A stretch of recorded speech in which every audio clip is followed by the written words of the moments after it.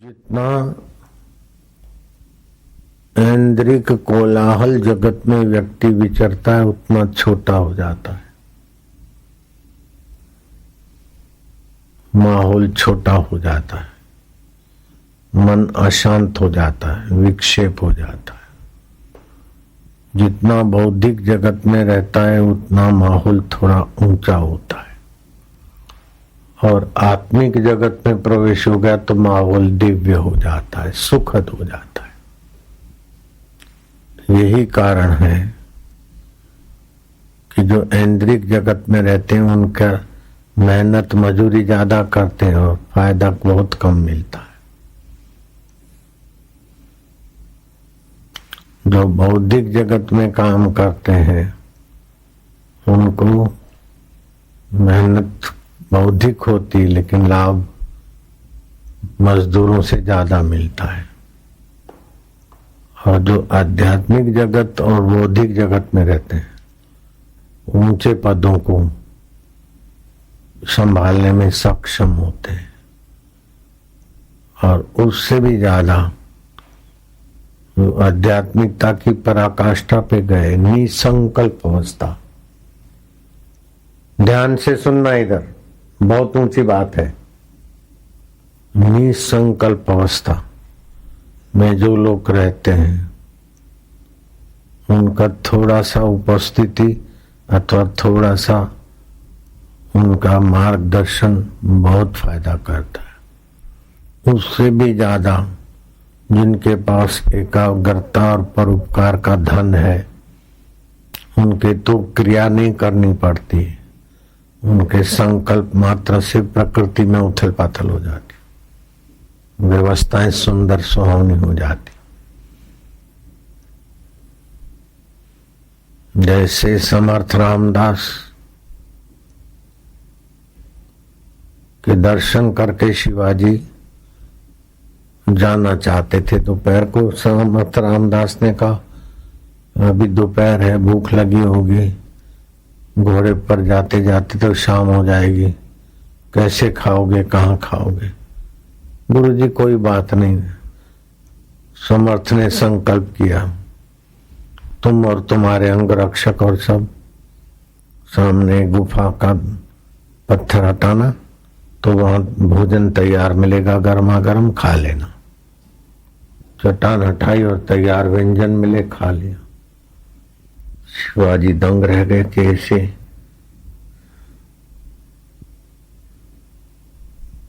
कौंडिन गुफा और आसपास कुछ है नहीं, ये सब गुरुजी कैसे आ गया? बोले जाके तुकाराम से पूछना। तो गुरुजी जो एक बार कह देते तो उनकी बात नहीं काटना चाहिए। गुरुजी आप बता दो, तुकाराम जी कैसे बताएंगे, ऐसा नहीं करना चाहिए। शिवाजी जानते थे जो आज्ञा। शिवाजी अपना राजकाज को संभालते हुए तुकाराम महाराज के दर्शन के लिए आदमी को भेजा। दर्शन करना आना चाहते हैं तो कुछ अशर्फियां भेजी, आसन सिंहासन दूसरी सामग्री भेजी, भेंट पूजा। शिवाजी महाराज आपके दर्शन की आज्ञा मांगते हैं और ये भेंट स्वीकार करो। चंवर है, चांदी के बर्तन है, ये है सोने की गिन्निया है। तो तुकाराम महाराज ने कहा कि ये सब ले जाओ, शिवा को बोलो कि यहाँ जरूरत नहीं है। और विठ्ठल भगवान को उलाहना देने लगे कि पांडुरंग ये क्या तुम अपने को, मेरे को खिलौने देकर अपने को बचाना चाहते हो? महाराज जी आपके खिलौनों में हम खेलने वाले बच्चे नहीं है, हम तो आपके बिना नहीं रहेंगे। आप ही आनंद स्वरूप हो, हमारे हृदय में प्रकट हो जाओ। ये शिवाजी के द्वारा तुम अशर्फियां भेजते हो, चांदी के बर्तन भेजते हो, घोड़े भेजते हो, रथ भेजते हो, हाथी भेजते हो, वो तो हमने वापस कर दिए। हम तो आप ही के आनंद स्वभाव को जगाएंगे। शिवाजी को पत्र लिखा कि तुमने इतना सारा सामान भेजा, तुम हमको मोह माया में मत गिराओ, और ये चीजें तो पहले नहीं थी, साथ में नहीं रहेगी। इन चीजों को संभाल संभाल के जो पाने योग्य पद है वो रह जाता है, और जो छोड़ने जैसी चीजें उसी में आदमी उलझ जाता है। तो शिवा, तुम मेरे को उलझाने के लिए चीजें नहीं भेजना, मेरे को उनकी आवश्यकता नहीं है। तो शिवा के मन में और श्रद्धा हुई कि इतने इतने लाखों लाखों रुपए की, अभी तो कई करोड़ों की होगी चीज। उस समय तो सोना 60 रुपये, 11.5 ग्राम, अभी तो 60-100 में भी नहीं, अभी तो 40,000 में मिलेगा 11 ग्राम, 11.5 ग्राम 30,000। तो उस समय का सोना और जो चांदी, हाथी, घोड़े, रथ, अभी करोड़ों की चीज हो गई। तुकाराम ने अस्वीकार कर दी। कुछ समय के बाद तुकाराम जी के दर्शन करने शिवाजी तो शत्रुओं से घिरे थे, तो अकेले तो नहीं जाते, तो अपने मंत्री, अंगरक्षक, ये वो हाथी, घोड़े, पालकी, ऊंट, पैदल वैदल वाला टोला, सभी लोग दर्शन कर ले, मैं अकेला क्यों? संत के दर्शन का फायदा अकेला क्यों ले? हमारे कर्मचारी भी ले। तो बहुत सारे लोगों को लेकर शिवाजी तुकाराम के दर्शन को जाते जाते 3 मील की दूरी रही, तब दहे गांव के तरफ, देहू गांव में देख के आया उनका तुकाराम महाराज जिस मंदिर में भगवान में विलय हुए थे, वो मंदिर भी देख के आया। तो 3 मील दूरी से घोड़ेसवार को भेजा कि अब दोपहर हुई है, आप जिस समय आज्ञा करो तो शिवा आपका चरणों में प्रणाम करने के, दर्शन करने के लिए आना चाहते। तो तुकाराम महाराज ने पूछा कि शिवाजी से पूछो कि स्वयं पाकी कितने लोग हैं, और जो बना बनाया भोजन खा सकते हैं वे कितने लोग हैं, घोड़े कितने, हाथी कितने हैं, ऊंट कितने हैं, उन सब के लिए व्यवस्था हो जाएगी। तो खाली आंकड़ा बताओ, तो आप लोग अतिथि हैं हमारे, तो हम व्यवस्था कर देंगे। शिवाजी ने सोचा कि वो संत आदमी है, उनके तो मंजीरे भी पत्थर के हैं, अब उनसे क्या हम व्यवस्था लेंगे? संत की सेवा करनी चाहिए, सेवा लेनी क्यों? घोड़े सवार को बुला जाओ, थैली ले जाओ, उनको बोलो आप एक चुल्लू भर के आटा दे दो, वो हमारे राज के भंडार में डाल देंगे, और आप ही का प्रसाद समझ के हम अभी भोजन बना के खा लेंगे। घोड़े सवार गया, वैसा बोला।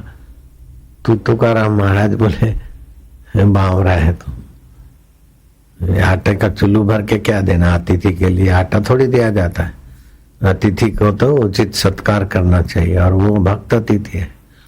तुम जाओगे उसके पहले सब सामान वहां तैयार है, घोड़ों के लिए चारा भी है, हाथियों के लिए उनके योग्य है, ऊंटों के लिए भी है, ब्राह्मणों के लिए भी है, जो स्वयं पाकी है उनके लिए सीधा सामान है, जो तैयार भोजन राजसी खाना चाहते उनके लिए सब तैयार है। तुम जाओ, सब हो गया है।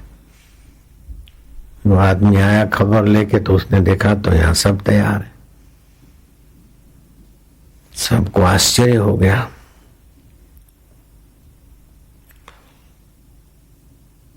ऐसी एक घटना, जब श्री रामचंद्र जी वनवास गए और भरत लौट के आए अयोध्या में, तो राम राज्य के बदले भरत के लिए राज्य रखा गया। मुझे स्वीकार नहीं करना है, मैं राम जी को वापस प्रार्थना करके ले आता हूँ। तो भरत चल पड़े। तो भरत के साथ कई मंत्री, उसमें सुमन भी मुख्य थे, सुमन मंत्री, और दूसरे मंत्री तो प्रजाजन भी राम जी को वापस लौटाने के लिए प्रार्थना करने के लिए चल पड़े। चलते चलते संध्या हो गई। भरद्वाज आश्रम में रात्रि विश्राम करना जरूरी था। अब इतने हजारों आदमी और भरद्वाज जी का आश्रम जंगल में। भरद्वाज जी ने संकल्प करके भरत के योग्य कुटिया बना दी संकल्प से, और सभी मेहमानों के लिए भोजन की व्यवस्था कर दी। भरत ने और हजारों अयोध्यावासियों ने उनका आतिथ्य स्वीकार किया। सुबह को चले गए तो भरद्वाज ने अपना संकल्प समेट लिया, तो सब जो वस्तुएं आई थी चली गई। जैसे स्वप्न में तुम वस्तुएं बना ले तो ऐसे वो योग बल से जागृत में बना दिया था।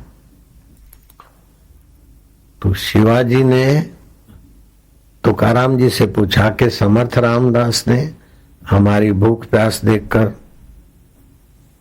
गुफा में जाओ और तैयार मिलेगा भोजन, तैयार मिला। और आपने घोड़े सवार को कहा कि कितने लोगों का क्या है, वो पहुंचे उसके पहले यहाँ सब सामग्री, ये सब क्या है। तब विनोद में तुकाराम महाराज ने कहा हमारे पास तो कुछ नहीं है, ये झांझ बजाते हैं वो भी रुपए पैसे नहीं है तो पत्थर के झांझ बनाए हम। फिर भी लक्ष्मीपति की चाबियां हमारे पास रहती है, अर्थात जगत का जो पालनहार तत्व है उसका मूल जो ब्रह्म स्वभाव है वो हमारा आत्मा है। तो ये सब संकल्प से होता है। तो मनुष्य के संकल्प में कितनी शक्ति है। एक वे लोग हैं जो दिन भर अगरबत्ती या दूसरा काम धंधा करते हैं, 50, 100, 150 कमाते, और दूसरे वो लोग हैं जो उनके सामान का इधर उधर काम धंधे का व्यवस्था करते, वो महीने में 25-50 हजार लाख रुपया कमाते। कुछ ऐसे लोग हैं जो करोड़ों रुपया कमा लेते हैं। तो एक से एक सूक्ष्म बुद्धि वाला ज्यादा कमा लेता है। लेकिन ये सारी बुद्धियां जिससे सत्ता स्फूर्ति पाती उस चैतन्य परमात्मा का प्रभाव अद्भुत है। इन सब से समर्थ रामदास से भरद्वाज से भी ज्यादा हिरण्याकश्यपु के जीवन में योग शक्ति का चमत्कार देखा गया, रावण के जीवन में देखा गया। लेकिन परमात्मा साक्षात्कार के बिना ये सारी संकल्प उपलब्धि, कमाई की उपलब्धि, धन की उपलब्धि, यश की उपलब्धि, सब कुछ समय तक दिखती है। जैसे दिवाली आएगी, नरक चतुर्दशी, सब आया और गया, ऐसे ही जीवन में ये सब चीजें आती चली जाती। लेकिन एक सार तत्व है जो ज्यों का त्यों रहता है। वो सार तत्व अपना आत्मदेव है। उसको जाने तो महसूस होगा कि इतना शरीर हम नहीं है, इतनी वस्तु ही हमारी नहीं। अनंत अनंत ब्रह्मांडों में जो भरपूर व्यापक है, सत्य चित्त आनंद घन अपना आपा, वास्तव में हम वही है। इसी को बोलते हैं ईश्वर साक्षात्कार। स्थूल जगत में ईश्वर को देखना, सूक्ष्म जगत में, स्थूल जगत में ईश्वर को देखना है कि विश्व दर्शन, सूक्ष्म जगत में ईश्वर की सत्ता को देखना तेजस। इन दोनों को सत्ता देने वाले को जानना, उसको बोलते प्राज्ञ। और ये विश्व, तेजस और प्राज्ञ अर्थात जागृत, स्वप्न, सुषुप्ति, इन सब के परिवर्तन के बाद भी जो ज्यों का त्यों रहता है वो है तुरिया। वास्तव में वो तुरिया तत्व भी अपने साथ ही है, अपने पास है। जागृत आई चली गई, स्वप्न आया चला गया, गहरी नींद आई चली गई, इन सब के जानने के बाद भी कोई रहता है, वो अपना आत्मदेव है।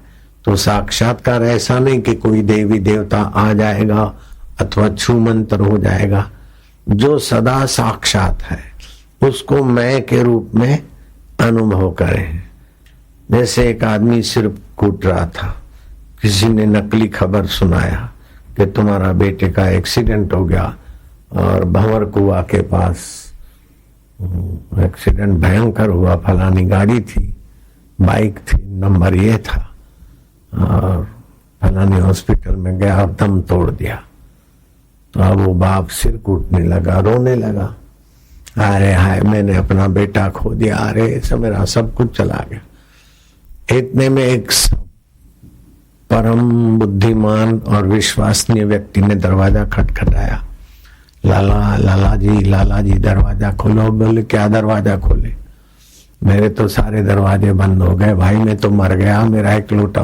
अरे तुम दरवाजा खोलो, अभी तुम्हारी सारी मुश्किलें दूर हो जाएगा। अब मुश्किल क्या दूर होगी, मेरा तो ये आंखों का तारा था, आज्ञाकारी बेटा था, इकलौता था, चला गया। अरे तुम्हारे सब दुख मिट जाएंगे, दरवाजा तो खोलो। अरे भाई अब दुख कहाँ मिटेंगे, मैं तो मरा हूं, दरवाजा क्या खोलूं, मैं तो मर गया। जो ही दरवाजा खोला तो बेटा आगे कर दिया, बोले लो। अरे तुम बेटे? हाँ। बोले पिताजी मेरे को तो कुछ नहीं हुआ, वो तो दूसरा कोई छोरा मरा है, दूसरों ने अप्रैल फूल किया है आपके साथ। तो बताओ लाला जी के बेटे मरने का दुख टिकेगा? बेटे को खोजने जाएगा, उसके लिए रोएगा, अथवा बेटा कब आएगा इस इंतजार करेगा? सामने है। ऐसे ही जो सदा साक्षात है वो परमेश्वर के लिए खोजना भी नहीं, उसके लिए शोक भी नहीं करना, सुख को पाने का भी नहीं, खोने का भी नहीं, हो तो हाजरा हजूर। तो जो हाजरा हजूर परमेश्वर सत्ता है उसका ज्ञान हो जाता है, वो समझ में बात आ जाती। जैसे हार खो गया तो फिर देखा कि तो पीछे, माला खो गई, पीछे थी, अब अरे हम माला बनानी नहीं है, माला के पास जाना नहीं है, माला से मिलना नहीं, मिली मिलाई। ऐसे ही मालाओं के माला, देवताओं के देव, परमात्मा देव साथ में। कितनी भी कुछ सिद्धियां है, शक्तियां वो होके चली जाती, कितना भी कुछ पाते मिट जाता है, लेकिन जो कभी ना मिटे वो अपना आत्मदेव है। उस आत्मदेव का श्रवण करना, विचार करना, उसमें शांत होने से बहुत बुद्धि बल, बहुत शांति बल, बहुत ज्ञान बल, बहुत कुछ अद्भुत अद्भुत है। अभी वो दो कुछ छोटे काम करने वाले, छोटी बुद्धि के लोग थे तो 1000-1500 लोगों में कितना हल्ला गुल्ला, शांत हो गया। और उससे कुछ पुराने साधक बैठे तो कितना अच्छा लगता है। और अकेले में गुरुजी बैठे होते कमरे में ध्यान में, उस समय का माहौल कितना दिव्य होता है। तो जितना शांत आत्मा होते हैं, प्रसन्न आत्मा होते, निसंकल्प आत्मा होते, उतना आत्मवैभव सुविकसित होता है। तो जहां ऐसे पुरुष रहे हैं ज्यादा समय, वो भूमि तीर्थ क्षेत्र हो जाती। जैसे हरिद्वार में हर की पौड़ी तीर्थ क्षेत्र हो जाती, या और जगह जहां संत रहते हैं वहां का माहौल कुछ आध्यात्मिक हो जाता। तो ऐसे अपने घर में ऐसी जगह बना लो, और तीर्थों में या कहीं भी तपस्या की जगह पे ऐसा माहौल करो कि निसंकल्प अवस्था है हूं। ये बहुत छिछरापन है। छिछरे लोगों को डांट फटकार, पुलिस, डंडा, ये वो अनुशासन की जरूरत होती है। जो बुद्धिमान होते ना, उनको डांट फटकार की जरूरत नहीं होती, उनको अनुशासन की जरूरत नहीं होती, वो स्वयं अनुशासित होते। जो स्वयं अनुशासित होते वो मान करने योग्य है। जो दूसरा टोके फिर अनुशासित होते वो साधारण, और जो अनुशासन करे फिर भी नहीं माने तो वो डंडे के अधिकारी होते, अपमान के अधिकारी होते। तो गोपियों में ऐसा बड़ा भारी सद्गुण था, ये स्वयं अनुशासित रहे। श्री कृष्ण नहीं चाहते वो गोपियां नहीं करती थी, श्री कृष्ण नहीं चाहते वो ग्वाल नहीं करते थे। तो ये उनके, तो सुखदेव जी महाराज ने कहा कैसी भक्ति, प्रेमा भक्ति तो हो लेकिन कैसी, यथा गोपी का नाम, जैसे गोपियों की थी। गो माना इंद्रियां, खुली आंख, भगवत रस पिए, योगी समाधि करे तब भगवत आनंद, भगवत शांति। वो तो खुली आंख, भगवत रस पिए, भगवत गुणानुवाद, भगवत चर्चा में, माधुर्य में रहे। तो ऐसी भगवत भावना हो, ऐसी भगवत रस हो, ऐसी भगवत धारा हो, यथा गोपी का नाम। तो आप एक टक भगवान को देखे और उच्चारण करे, फिर शांत होते जाए, तो निसंकल्प अवस्था बड़ी ऊंचाई को ले जाती। तो एकाग्रता है, लेकिन एकाग्रता के गर्भ में संकल्प पड़ा है कि मैं एकाग्रता करके तपस्या करके बड़ा राजा बनूंगा, ऐसा रहूंगा, ऐसा होऊंगा, मेरी बराबरी का कोई नहीं होगा। तो ये वासना सहित तप हुआ। इस तप से भी ऊंचा है निर्वासनिक होने की साधना। तो भगवान ने गीता में कहा तपस्वी भो अधिको योगी। तपस्वी के मन में तप करने की भावना है, अनुष्ठान करने की भावना है, कर्तृत्व बुद्धि है, जीव भाव को लेके बैठा है बूंदू। गुरु की आज्ञा से जब करते तो बूंदू बना मिट जाता है, शहनशाही हो जाता है। कुछ चाहिए तो गदाई है, कम चाहिए तो खुदाई है, कुछ नहीं चाहिए शहनशाही है। तो ब्रह्मवेता की कृपा वहां तक ले जाती। अपने लिए कुछ नहीं, जो कुछ करो औरों के लिए कर डालो, अपने आप में तृप्त रहो। तो ये बड़ी ऊंची अवस्था है। तो हिरण्याकश्यपु ने तप तो किया, लेकिन अपने को विशेष बनाने के लिए। रावण ने तप किया अपने को विशेष बनाने के लिए, विशेष भोगने के लिए। तो विशेष मना भी, विशेष भोगा भी, अंत क्या हुआ? कुछ नहीं। तो जो बनता है, मिलता है, वो छूट जाता है। लेकिन जो बनता नहीं, मिलता नहीं, मौजूद है, उनको केवल जानना है। लाला का बेटा को बनाया नहीं गया, मौजूद था, केवल दिखा दिया गया। ऐसे ही वो परमात्मा का स्वभाव गुरुदेव दिखा देते, उपदेश देके, विवेक की आंख जगा के अनुभव करा देते। इसी को बोलते ब्राह्मी स्थिति। तो अनुभव करा देते तो उस समय तो आ जाता है, लेकिन फिर टिकाने के लिए थोड़ा समय चाहिए। अभ्यास आवृत्ति रस कर उपदेशात। तो अभ्यास करते करते करते जो हल्का सजातीय प्रवाहश्च विजातीय तिरस्कृतु, जो सजातीय प्रवाह है, जहां जाना है उस विषय के विचारों को, उस विषय के भावों को, उस विषय की स्थिति को सुरक्षित करना और उसके विपरीत के कर्मों से अपने को फारग करना, ये अभ्यास है। तो श्री कृष्ण कहते हैं अभ्यास योग युक्तेन चेतसा नान्यगामिना परम पुरुषम दिव्यम याति पार्थनुचिंतन। अभ्यास योग से आपकी चेतसा अन्य अन्य में तो जाए, लेकिन उद्देश्य अनन्य में रहे। अनन्य एक आत्मा है, अन्य अन्य अन्य। देखना अन्य है, सुनना अन्य है, सूंघना अन्य है, चखना अन्य है। चखना शब्द कहा लेकिन कितने स्वाद, देखना कहा लेकिन कितने दृश्य, सुनना कहा तो कितने शब्द। तो शब्द स्पर्श रूप रस गंध 5 विषय हैं, लेकिन एक एक विषय कितने वैरायटियां, देखने की कितनी चीजें। वर्ल्ड टूर करो फिर भी देखना बाकी रह जाता है। स्वर्ग देखो फिर भी देखना बाकी रह जाता है। ऐसे कितना भी सुनो फिर भी सुनना सब नहीं सुन लिया, सुनना बाकी रह जाता है। कितना भी चखो फिर भी चखना बाकी रह जाता है। तो इसका कोई पार नहीं है। तो अन्य अन्य अन्य का तो पार नहीं है, लेकिन अन्य अन्य में जो अन्य नहीं है, अनन्य है। जिसी ने देखा उसी ने सुना। मैं नहीं देखा, मैं नहीं सुना, मैं नहीं सूंघा, मैं नहीं चखा, मैंने स्पर्श किया। और जितना किया और उसको जानता हूं और नहीं किया उसको जानता हूं, वो मैं कौन हूं? उसमें आ जाए तो कल्याण हो जाए, बड़ा सरल हो जाए। ये युक्ति और ये कृपा और इस कृपा को झेल कर उसमें टिकना, ये बड़ा दुर्लभ है। कोई विरले विरले सत शिष्य होते जो सतगुरु को झेल पाते। गुरु जी मैं आपसे मिल जाऊं बात तो ठीक है, लेकिन शरीर से तो कोई किससे कब तक मिलेगा। जब श्री कृष्ण ने लीला समेटी, यदुवंशी आपस में लड़ भड़ के रवाना हो रहे। उद्धव समझ गए कि अब श्री कृष्ण धरती पे नहीं रहेंगे, तो उद्धव उदास हो गए कि प्रभु मुझे आप साथ ले चलो। तो भगवान ने कहा साथ तुम मेरे से ऐसे मिलो कि कभी मेरे से बिछड़ो नहीं। तो उद्धव को तत्व ज्ञान का उपदेश दिया, आत्मज्ञान का, और जाओ बद्री का आश्रम एकांत में अभ्यास करके मुझसे मिलो। जहां मैं हूं वहां तुम अपने अंतःकरण में पहुंच जाओ। ये उद्धव को बता दिया मुझसे मिलो।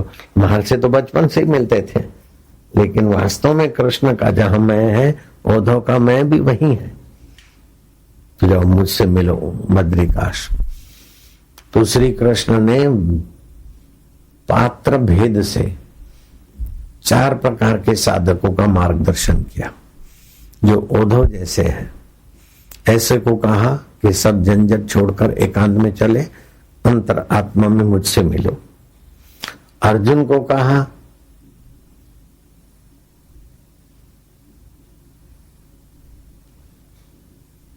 कि तुम सब कुछ मेरे लिए करो, माम अनुस्मर युद्ध स्व, मेरा सुमरण करते हुए युद्ध जैसे घोर कर्म करो, लेकिन सुमरण मेरा करो। सब कुछ ले आओ और मेरे लिए करो। अर्जुन के लिए वो उपदेश दिया।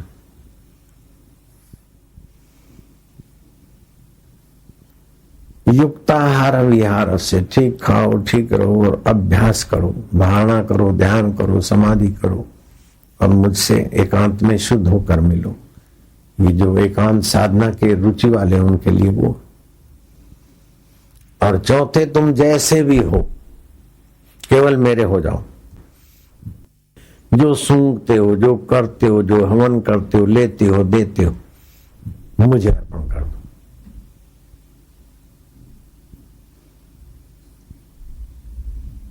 अर्थात फल की और उससे सुख की भावना न करो, सुख और फल छोड़ो, तो तुम निष्कलंक नारायण स्वभाव में जग जाओगे। जो दूसरों से सुख लेने की इच्छा है या अपना अस्तित्व बनाए रखने की इच्छा है, वो बहुत भटका देती है। न अपना अस्तित्व, न अपने को सुख।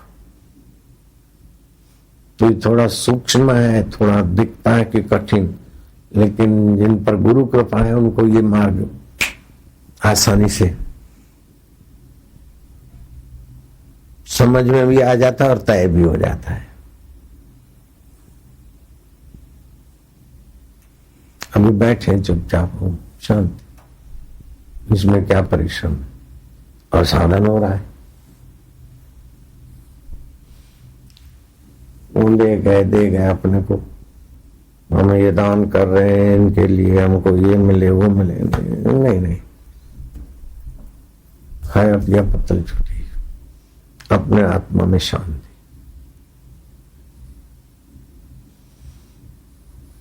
पढ़ो योग वशिष्ठ। राम जी बोले, हे मुनीश्वर, तुम्हारे दर्शन से अब मैं पूर्ण आनंद को प्राप्त हुआ हूँ। हाँ, देखो, गुरु वशिष्ठ जी के चरणों में भगवान कहते हैं कि हे मुनीश्वर, अब मैं आपके दर्शन से पूर्ण आनंद में हूं। संशय मिट गया। जो नित्य वस्तु मेरा आत्मा है, भगवान, जिसकी सत्ता से भरण पोषण होता है, गमनागमन होता है, वाणी उठती है, और सब न होने के बाद भी जो साथ रहता है वो भगवान मेरा आत्मा। नहीं भगवान। सोच रहा था कि भगवान कब मिले, वैराग्य हुआ था राम जी। यात्रा करने गए और लोगों की दीनता, हीनता, मलिनता, बीमारी, मृत्यु, नश्वरता देखकर राम जी को बड़ा वैराग्य हुआ था। तो फिर वशिष्ठ और विश्वामित्र ने उनको सत्संग करके जगा दिया। तो भगवान राम को भी सत्संग की जरूरत पड़ी। भगवान शिव जी पार्वती को ले जाते थे अगस्त ऋषि के आश्रम में। सनकादि ऋषि भी सत्संग करते थे। एकाग्र होना उपासना है, तप है, धर्म से अनुशासित होना, संयम नियम करना, ये धर्म है। उस लंकता को तो तप और श्रद्धा से, अर्थात इंद्रिय संयम, वाणी संयम, मन संयम, झूठ कपट, ये तो उससे सत्य की प्राप्ति हो जाती है। सत्य सार तत्व है, सत्य परमात्मा है। एकांत में जाके पाओ, अथवा उन्हीं के लिए सब कर्म करो, अथवा शुद्ध होकर उनकी धारणा ध्यान करो, अथवा जैसे हो वैसे उनके होकर उनमें लगो। हनुमान जी के पास अष्ट सिद्धियां पहले ही थी। रूप बदलकर ब्राह्मण वेश धारण करके परीक्षा लेने को आ गए थे कि ये वही हैं दशरथ नंदन राम लक्ष्मण है कि दूसरे कोई भाई। और राम लखन को कंधे पे बिठाकर उड़ा के ले जाने में समर्थ थे। छोटे बन जाएं, बड़े बन जाएं,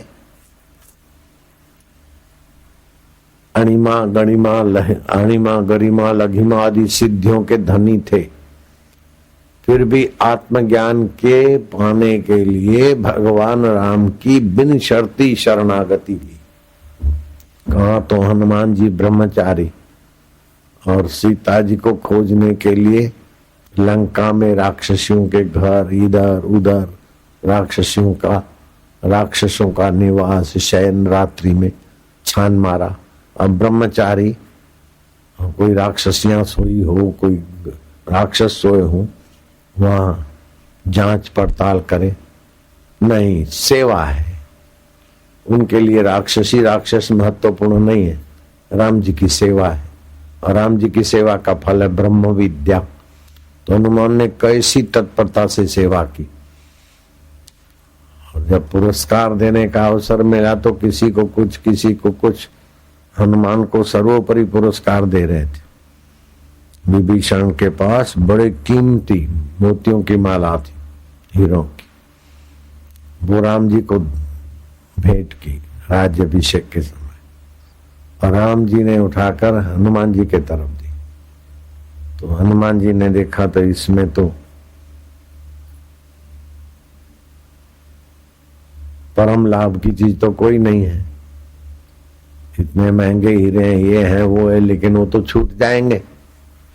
शरीर नहीं रहेगा तो शरीर पर हीरों की मालाएं, महंगे से महंगे कोई नंगों की माला कब तक रहेगी। मुझे तो वो चाहिए कि शरीर न होने के बाद भी जो रहे, इसीलिए वो माला तोड़ दी, एक एक दाना करके निहारते रहे। राम जी का, सीता जी का और व्यक्तियों का ध्यान खींचा तो जो बनिए लोग थे अथवा जो नगर के धनी लोग थे, उन्होंने देखा कि बाप रे इतने कीमती हीरे, एक हीरा कोई लाखों रुपए का होता है और उससे भी कोई ऊंचे से ऊंचे हीरे जो दुर्लभ थे वो विभीषण ने भेंट किया, नंगों की माला। तो एक एक नंग देखते गए और उनको गिराते गए। तो वहां के जो जवेरी थे उन्होंने देखा कि इतने कीमती नंग ये माला तोड़ के एक एक देख के फेंक रहे, ये तो बंदर है, इनको क्या पता कि कितनी कीमती चीज है, इनको तो जमरूक जामफल दे देना चाहिए था, जामफल अनार सेव ऐसा दे देना था, इतनी कीमती हीरों की माला दिया है, ये तो फेंक रहे एक एक देख के। उन बुद्धों को लगा कि हनुमान जी कुछ नहीं जानते, इतने कीमती हीरे, लेकिन हनुमान जी जानते थे, वो कुछ नहीं जानते। हनुमान जी ने राम जी का, सीता जी का ध्यान खींचा, इतने कीमती हीरों का लाभ नहीं चाहिए, जो सर्वोपरि लाभ है वो ही लाभ। का हनुमंत प्रति उपकार करूं का तोरा, हनुमान जी बोलो, तुमने इतनी सेवा की, मैं तुम्हारा सेवा के बदले में क्या दूं। सन्मुख हो न सके मुख मोरा, मैं तुम्हारे सन्मुख भी नहीं हो सकता हूं, तुमने इतनी इतनी सेवा की। भगवान आपको जो सर्वोपरि लगता हो वो ही। तो फिर राम जी ने सीता जी को उपदेश दिया, संकेत किया, सीता जी ने तत्व ज्ञान दिया, आत्मज्ञान दिया, ब्रह्म ज्ञान। जो ब्रह्म ज्ञान, आत्मज्ञान, तत्व ज्ञान हम तुमको देने के लिए इतना सारा झमेला, शिविर का, साधना का, साहित्य का, आश्रमों का झमेला लेके बैठे, तो हमारा उद्देश्य वही है कि तुम्हारी भूख जगे और उसको पाने की योग्यता निकले। तो वो चीज से बढ़कर कोई चीज नहीं। अर्जुन को भगवान श्री कृष्ण का तो प्रत्यक्ष दर्शन होता था, लेकिन भगवान का साक्षात्कार नहीं था। श्री कृष्ण को प्रत्यक्ष देखते थे इन आंखों से, तो आंखों से श्री कृष्ण को देखे अर्जुन, आंखों से रावण देखे श्री राम को, राक्षस देखे श्री राम को। तो प्रत्यक्ष से तो इंद्रियगत ज्ञान हुआ, बुद्धिगत ज्ञान ये सब अपनी अपनी सीमा में है, लेकिन सारे ज्ञान जिससे प्रकाशित होते उस मैं का ज्ञान, जिसको बोलते ब्रह्मी स्थिति, आत्म साक्षात्कार। ब्राह्मी स्थिति प्राप्त कर कार्य रहे ना शेष, मोह कभी ना ठग सके, इच्छा नहीं लवलेश। फिर कुछ पाने की इच्छा नहीं रहती, उसे बढ़कर कुछ है ही नहीं। इंद्र पद पाने की भी इच्छा नहीं रहती, जॉब की इच्छा तो क्या, ऐसी आत्म साक्षात्कार की महिमा है कि उसको पाले तो वरुण इंद्र कुबेर सब पद छोटे हो जाते। वो आत्मवेता अपने को अनंत अनंत ब्रह्मांडों में एक रूप मानेगा, अनंत ब्रह्मांडों का अधिष्ठान अपने को जानेगा। उसको महसूस होगा कि ब्रह्मा होकर हम ही सृष्टि करते हैं, विष्णु होकर हम ही पालन करते, शिव होकर हम ही संहार करते, और सृष्टि के रूप में अभी हम ही विलसित हो रहे। हम इतने जीव नहीं है। तो हकीकत में जीव को खोजो तो जीव भी ब्रह्म रूप ही मिलेगा। अगर जीव ब्रह्म से अलग है तो नश्वर होगा और ब्रह्म टुकड़े टुकड़े हो जाएगा।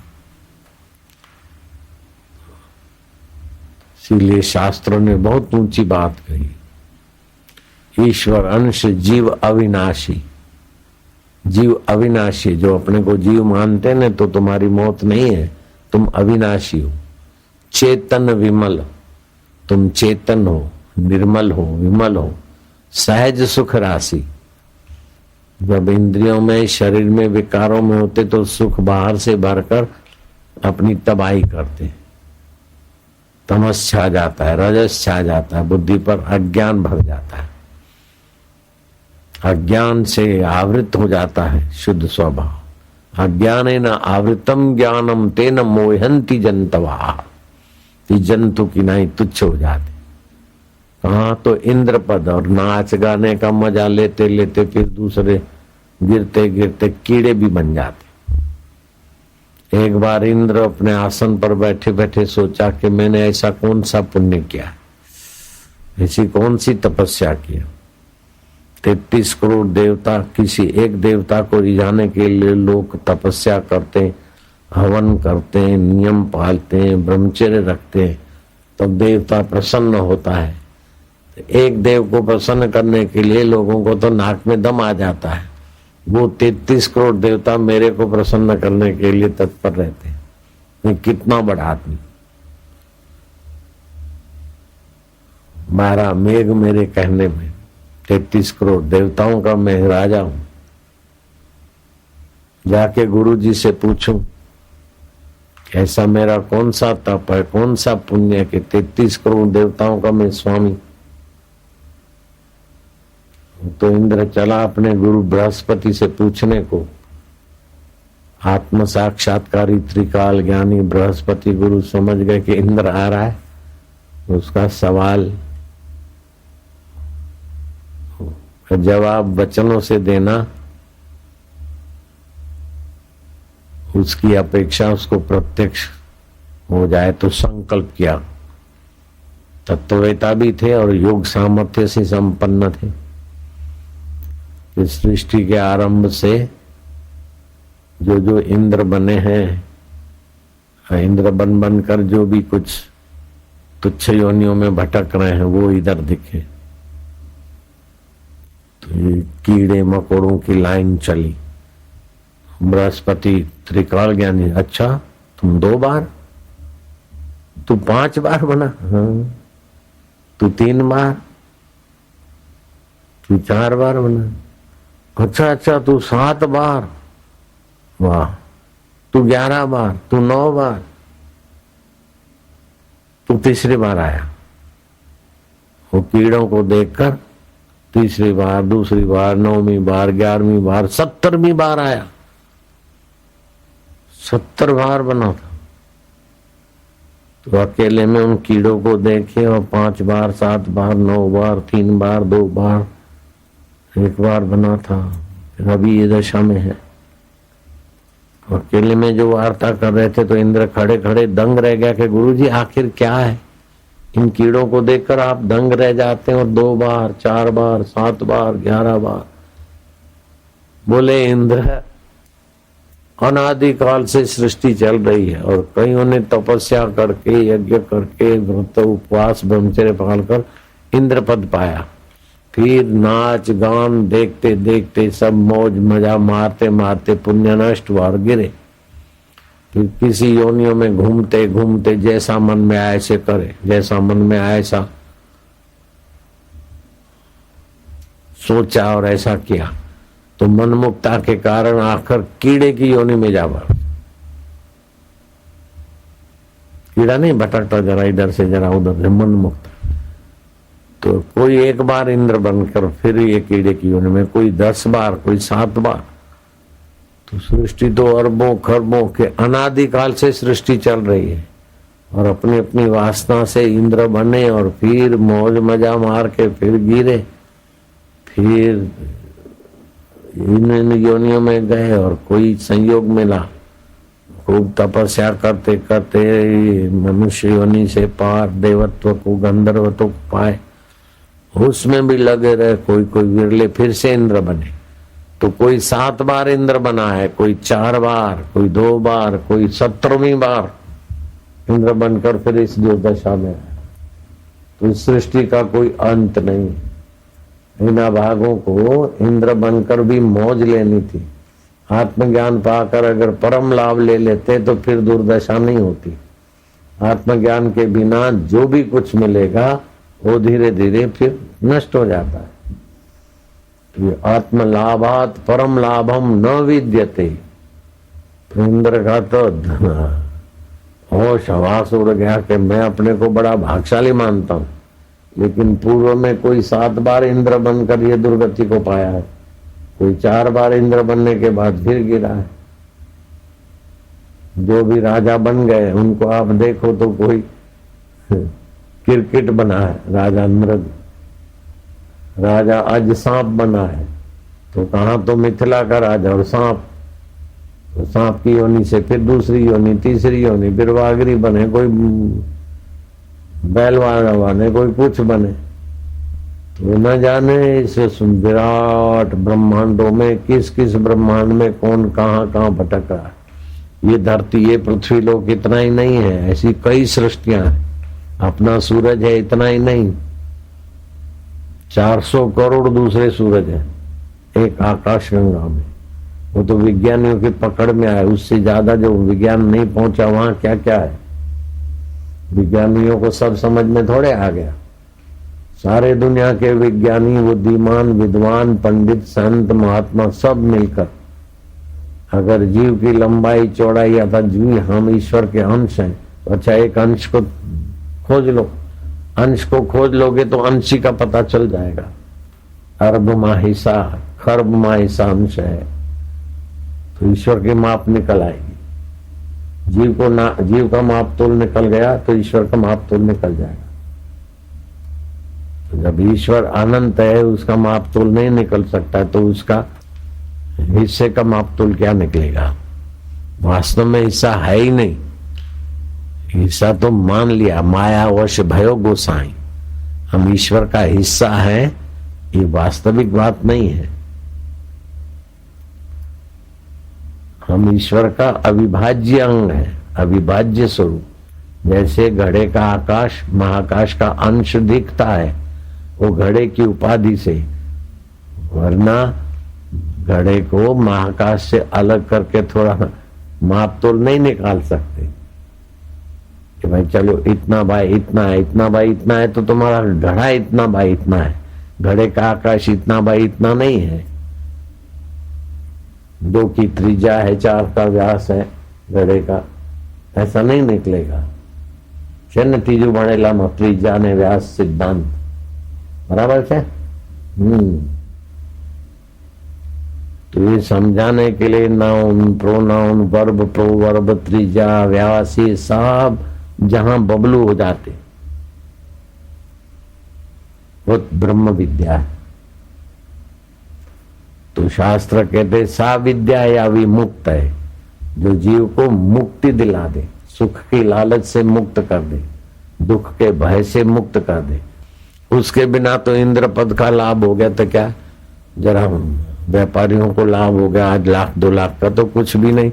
इंद्र पद का लाभ होने के बाद भी कीड़े हो गए तो तुम 2,00,000 का लाभ करके क्या जग मार लोगे। हाँ तो अच्छा नाम लिखाया, धंधा हुआ, मुझे भले खुश हो जाओ। जैसे बच्चे खिलौने में खुश होते हैं, ऐसे आत्म साक्षात्कार के बिना किसी भी चीज में कोई खुश हो जाता है तो समझना चाहिए कि अभी बचकानी बुद्धि है, रितम भरा प्रज्ञा नहीं है, सत्य से भरी हुई मति। सत्य एक परब्रह्म परमात्मा है। सत्य में परिवर्तन नहीं होता, सत्य में विनाश नहीं होता। सत्य के सहारे जो बन बन के बदल जाते हैं उसको मिथ्या कहते हैं। तो मिथ्या की उपलब्धि तो कितनी बार क्या क्या हो गई।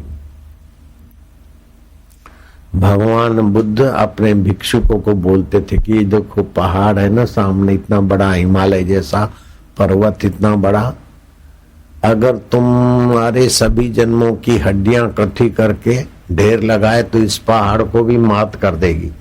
तुमने इतने इतने शरीर धारण किए, सभी शरीरों की हड्डियां इकट्ठी करे, कभी सिंह बने, रीछ बने, गधा बने, मनुष्य बने, कितनी बार बने, वो सभी जन्मों की हड्डियां इकट्ठी करे तो इस पहाड़ से भी ज्यादा बड़ा बन जाएगा। और ये जो सरोवर दिख रहा है ना, डैम, तुमने कितने जन्मों में कितने कितने आंसू बहाए होंगे, वो सब थोड़े थोड़े आंसू इकट्ठे करें तो ये डैम का पानी भी छोटा हो जाएगा, उसको मात कर देंगे तुम्हारे आंसू। तुमने इतने जन्म लिए और इतने आंसू बहाए, चाहे घड़ियाली आंसू बहाए, मगर आंसू बहाए, कि सच्चे बच्चे रोते उनके आंसू बहाए। अभी जो साहब सेठ मंत्री देखते वे भी रो रो के आंसू बहा बहा के इस पद पे आए, अपने को चतुर और सियाना और सुखी मानते हैं, लेकिन कब शरीर धोखा देते और कब मरने के बाद कहाँ जाए कोई पता नहीं। तो अभी जो मंत्री पद का लाभ हुआ, सेठ पद का लाभ हुआ, महंत पद का लाभ हुआ, वो प्राकृतिक लाभ है, परिवर्तनशील लाभ है। इन परिवर्तनशील लाभों की आत्म लाभ के आगे कोई कीमत नहीं है। ये परिवर्तनशील लाभ तो हो आपको, हमारी मना नहीं, लेकिन उद्देश्य रखो कि ये मिल गया तो आखिर क्या, इतना पा लिया फिर क्या। पढ़ो योग वशिष्ठ। संत की संगति चंद्रमा की चांदनी से शीतल और अमृत की नई आनंद को देने वाली है। अभी तुम लोग जीभ तालू में लगाकर सुनो, और जो सुनते हो उसको मन में फिर विचारो। तो हम थोड़ा बीच में विश्राम करेंगे ताकि तुम सुनकर उसमें स्थिति करो। ये उच्च कोटि के साधकों के लिए ऐसा होता है। गुरु जी बोले फिर थोड़ा फिर बोले। ये प्रवचन नहीं, कथा नहीं, विश्रांति योग। सुबह सुबह हमारे गुरु महाराज ऐसे ही करते थे। एक लड़का पढ़ता था, गुरु महाराज अंदर कमरे में बीच में पर्दा होता था, वो अपना नियम भी करते थे। हम लोग कोई हम में से पढ़ता था और गुरु जी कभी कभी बीच में थोड़ा बता देते।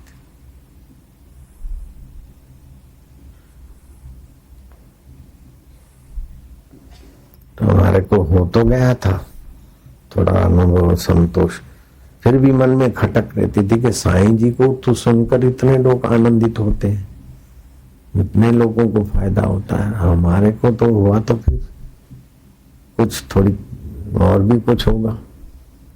थोड़ा 19-20 संशय रहता था। तो डीसा से 25-30 किलोमीटर दूर धानेरा है, धानेरा।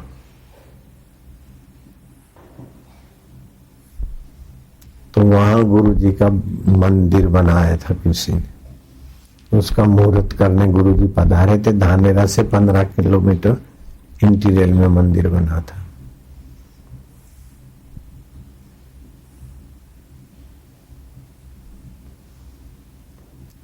रात को तो वहां धानेरा रहे, सुबह मंदिर का उद्घाटन था।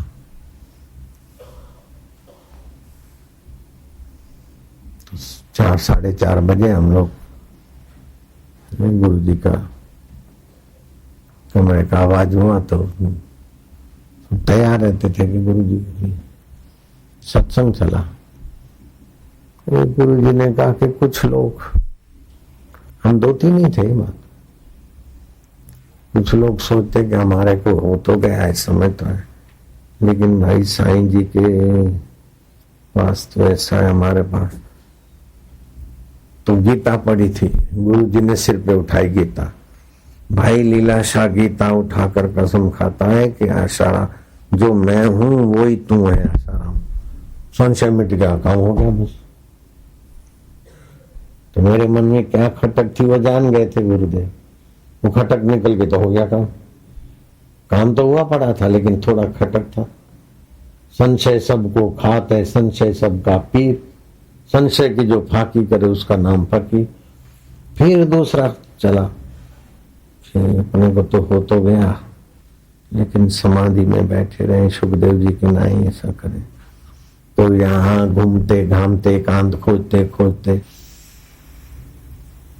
कोई सत्संग किया, फिर एकांत, तो इधर ही आए जहाँ मोक्ष कुटिया है, भोयरा बनाया, मोक्ष कुटिया बनाया, बाउंड्री बनाई, इधर रहेंगे, कभी कभार सत्संग करके आएंगे। ये पता नहीं था कि इतना झमेला होगा।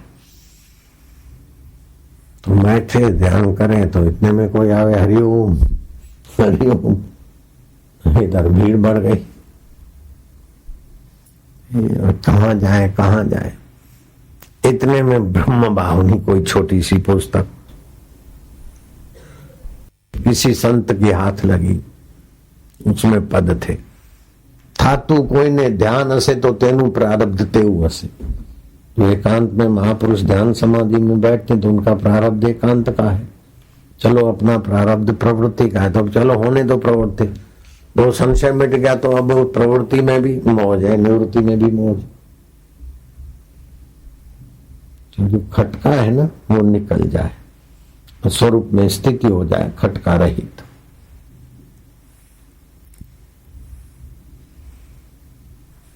तत्परता बनी रहे, अपने से आध्यात्मिकता में ऊंचे लोगों का सानिध्य बना रहे।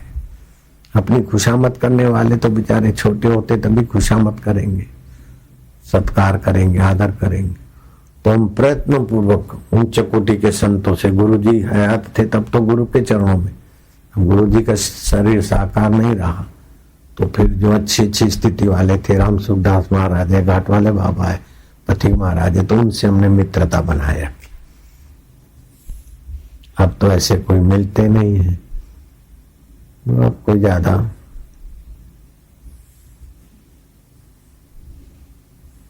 अब संशय वंशय वो सब, वो तो सब चल गया, अब तो सब मौज हो गई। गुरु जी हयात है तब तक अपना काम बना लेना चाहिए, अगर कोई कच्चा रह जाता ना बाद में फिर वो स्थिति पे पहुंचाने वाला माहौल नहीं मिलता। सेवा पूजा करने वाले तो मिल जाएंगे, रुपया पैसा चीज वस्तु देने वाले तो मिल जाएंगे, लेकिन वो साक्षात्कार की ऊंचाई पर टिकाए रखने वाले सदगुरु के सिवाय फिर दूसरे नहीं मिलते। इसलिए जब तक शरीर मलिनता को प्राप्त नहीं हुआ, मृत्यु को, बीमारी को प्राप्त नहीं हुआ, तब तक गुरु जी का संयम से सदा, ऐसा नहीं ही करके मनोरंजन करके गुरु का समय बर्बाद कर ले फिर अपने भी रोते रहे, ऐसा नहीं करना चाहिए। गुरु का समय का दुरुपयोग ना हो और अपना काम बन जाए, दूसरों का भी बन जाए। आपको पता है कि हम उधर चले गए गरीब लोगों के बीच, तो उनको चीज वस्तु रुपया पैसा तो दिया, लेकिन उनको जो थोड़ा सीख दी और अपना तो दिया, उस खुशी में उनका जो भला होगा वो 200-500 रुपए की किट में नहीं होगा भला। इसीलिए उनके बीच हम गए, उनकी जैसी भाषा, उनके साथ विनोद, उनको अपनात्व लगे। तो आप अपने आत्मा में आ गए तो किसका कैसे भला होता है, कैसे किया जाता है, आपको कोई स्कूल कॉलेज या कोई कोर्स नहीं करना पड़ता है, सहज में ही श्री कृष्ण सहज में करते। नानक लीलाशाह बापू ब्रह्मवेता, नानक बोले सहज स्वभाव, तो तुकाराम जी बोलते हम ही बोलते वेद बोलते, तो हम बोलते हैं वेद वाणी। साधु ते होवे न कारज हानि, आत्मवेता महापुरुषों से कार्य की हानि नहीं होती, सब अच्छा होता है, मंगल में होता है। इसीलिए साधु पुरुष का दर्शन, वार त्योहार, दिवाली, हाँ पर्व, होली, कबीर जी तो बोलते रोज दर्शन करने को जाए।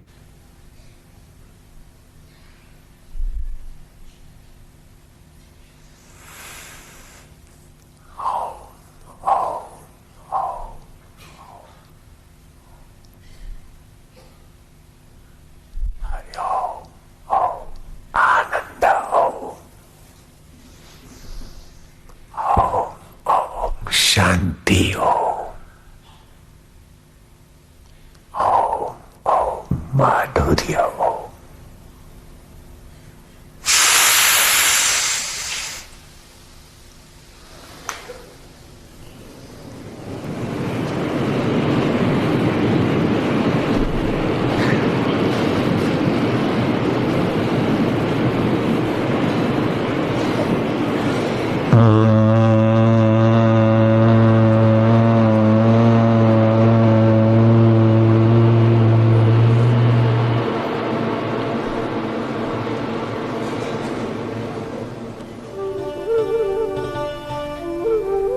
आनंद है,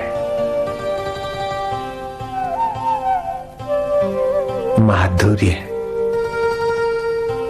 भगवत विश्रांति है।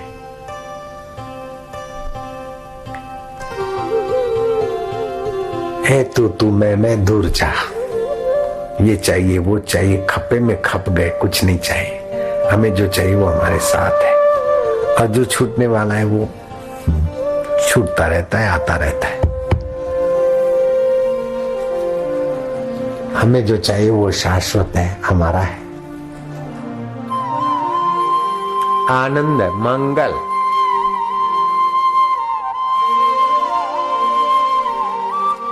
ऐसा भी होता है, पता नहीं था।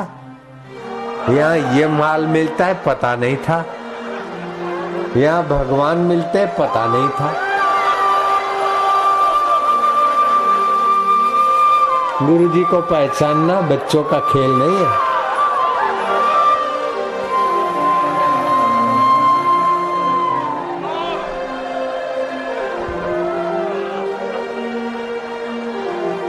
नजरों से वे निहाल हो जाते, जो संतों की नजरों में आ जाते, प्रभु की नजरों में आ जाते, वो खुशहाल हो जाते।